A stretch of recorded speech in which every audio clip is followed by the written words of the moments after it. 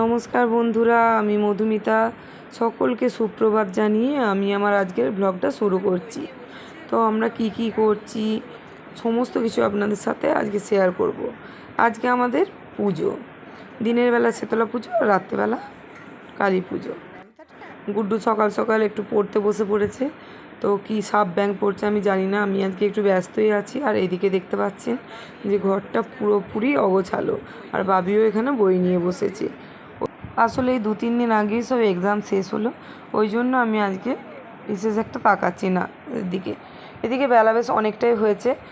বাবি আর ওর ঠাম্মি যাচ্ছে দুজন মিলে বাতাসা নিয়ে।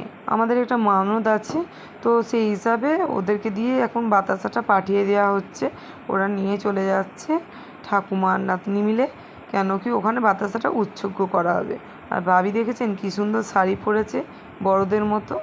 ও একটু শাড়ি পরতে ভালোবাসে, কেন কি মেয়ে ছেলে তো বুঝতেই পারছেন। তার সাথে সাথে গুড্ডু লেজুর হয়ে চললো।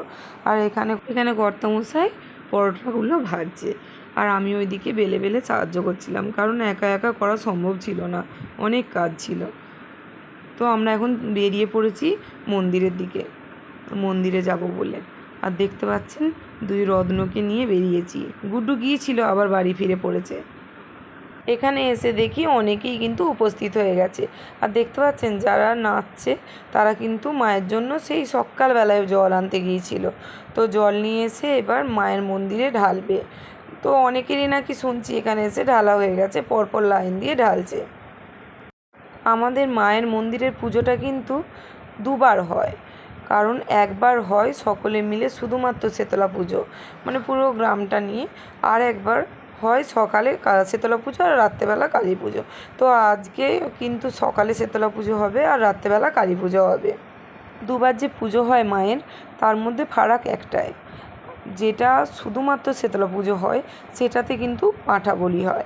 আর এই যে কালী পুজোতে মানে যেটা দিনের বেলা শীতলা পুজো রাত্রেবেলা কালী পুজো হয়, সেটাতে পাঁঠা বলি হয় না। মা আমাদের ভীষণ জাগ্রত, মানে কত মহিলা পুরুষ সকলেই কিন্তু ধুনো পোড়ায় মানত হিসাবে, বা এই দেখুন যেমন ডন্ডি কাটছে, মানে বিভিন্ন জনের বিভিন্ন রকম মানত পূরণ করে মা। সেই রকম একটা ছোটোখাটো মানত আমার বড় করেছিল। তো কেন মানতটা করেছিল সেটা আপনাদেরকে পরিষ্কার করে বলি। আমার যখন, আপনারা সবাই জানেন যে আমার আগের বছর একটা পেটেতে টিউমার হয়েছিল। তো টিউমারটা প্রচণ্ড পরিমাণে খারাপ অবস্থা ছিল, আর তার থেকে আমার পেটে ইনফেকশান হয়ে গিয়েছিলো। আমি জানতাম না, ও মানে মায়ের কাছে মানত করেছিল যে বায়োপসি রিপোর্টটা যেন ভালো আসে। তো সেটা আসার পরেও আমাকে বলেছিল যে আমি মানসিক করেছিলাম এরকম। তো এই বছর যেহেতু ও একসাথে আছি আমরা দুজনে, সেহেতু ও বললো এবছরই মানসিকটা শোধ করে দেবো। পুজো প্রায় শেষের দিকে, এবার ধুনো পোড়ানো শুরু হয়েছে।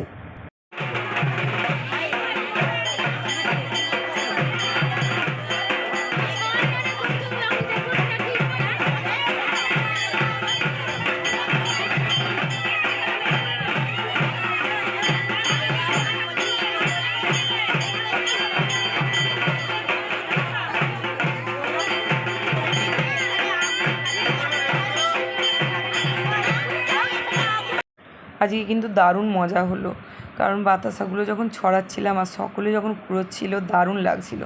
আমি বলেছিলাম আমার বরকে যে তুমিই ছড়াও, তুমি মানসিক করেছো। ও বললো না, তুমি সুস্থ হয়ে গেছো, তুমি ছড়াবে আর আমার 2 মা ছড়াবে, মানে আমার শাশুড়ি মা আর বাবি।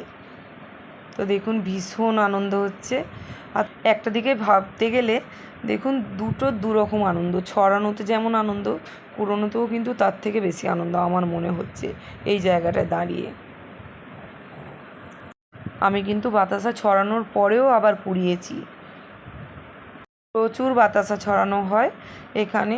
তো আমার বাতাসা ছড়ানোর পরেও কিন্তু অনেকেই বাতাসা ছড়িয়েছে। আমার তো দারুণ লাগছিল যখন বাতাসা কুড়োচ্ছিলাম। বাতাসা ছড়ানো কুড়োনো সবই কমপ্লিট, অনেকটা বেলা হয়েছে, চলুন এবার বাড়ি যাই, যেয়ে কিছু খাওয়া দাওয়া করি।